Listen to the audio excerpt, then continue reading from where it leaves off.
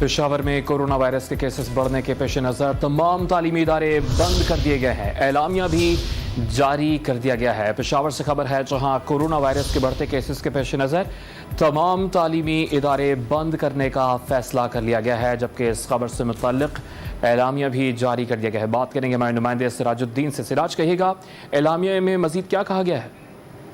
देखिए, ये वफाकी हुकूमत ने NCOC के रिकमेंडेशन पर मुख्तलिफ शहरों में जहाँ पे कोरोना वायरस के केसेस ज़्यादा रिपोर्ट होते हैं उनमें बंद करने का फैसला किया था। उन शहरों में सूबाई हुकूमत पेशावर भी शामिल है, जिसके बाद NCOC की जानिब से अहकाम मिलने के बाद महकमा तालीम खैबर पख्तूनख्वा ने बाकायदा एलानिया जारी कर दिया गया है। पेशावर के तमाम तालीमी इदारे जिसमें कॉलेजेस हैं, स्कूल हैं और दीनी मदरसे वगैरह हैं, ये बंद रहेंगे। 15 से 28 मार्च तक स्कूल बंद रहेंगे, जिसमें कहा गया है कि बच्चे स्कूल नहीं आएंगे। साथ साथ अमले को हिदायत की गई है कि वो अपने शेड्यूल के मुताबिक स्कूल आएंगे और अपने मुतल्लिका इदारे आएंगे और हाजिरी लगाएंगे, और जो दिगर अमला है वो भी इसी के मुताबिक फॉलो करेंगे। लेकिन बच्चों को स्कूल आने की इजाज़त नहीं होगी और कोरोना सूरत हाल में बेहतरी के बाद जो फैसला वफाकी हुकूमत की तरफ से आएगा उसके मुताबिक फैसला किया जाएगा। लेकिन 28 तक छुट्टियाँ दी गई हैं स्कूल, कॉलेजेस और दीनी मदरसे तमाम इदारों को।